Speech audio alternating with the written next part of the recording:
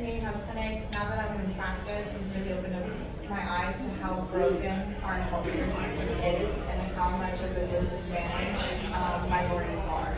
They fall through the crack. One, there's a cultural barrier. They don't connect with their physicians. They don't feel heard, or they don't understand. So there's also a language barrier. They're not explained properly what is going on in their health, what they need to do. So just working at the clinic opened up my eyes even more to seeing like, wow, there is a big need for Latinos and physicians that are going to be able to connect with the patient on a different level. The faces of the patients, like when you speak to them in Spanish, like, hola, buenas tardes, they light up because they know, okay, I gotta talk to this and understand me. And they just start telling me, like, I went to this doctor and I told them this and this and this and nobody listened to me.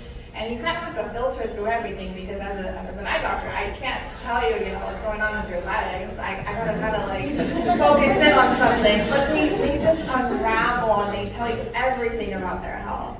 And then you realize you're like, okay, like you haven't been to an eye doctor in 10, 12 years and now your pressure's 50.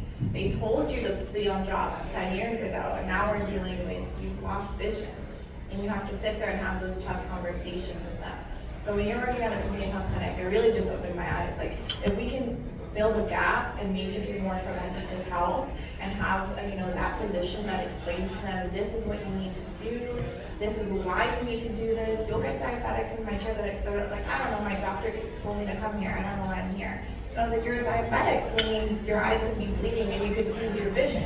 And they've been diabetics 10, 12 years. Nobody's explained that to them. And they're like, oh, I just show up. And to just explain that to them just really opened my eyes to how much needed we are in the community. How would you say that the absence of access, has an influence both on health and healthcare, in your opinion? I think it's a cycle. So lack of access leads to lack of knowledge. You can't get to a doctor. You don't know what's going on. You don't know how to treat, your conditions. You don't know the consequences of it. And then the lack of knowledge just leads to a poor quality of life. We also, as Latinos, we've got a lot of stereotypes. So a lot of people think that they come in and they're like, lighting, which is a common thing, and I'm like, that doesn't make sense, and that's why I can't see anymore. And I'm like, that doesn't make sense.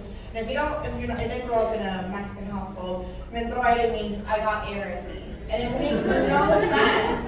And I'm like, no, your vision is not going 200 because you got air in you. It's because your diabetes is out of control, and now your eye is bleeding. And the lack of knowledge, because they've never had access to someone, is really astounding when you work in these clinics.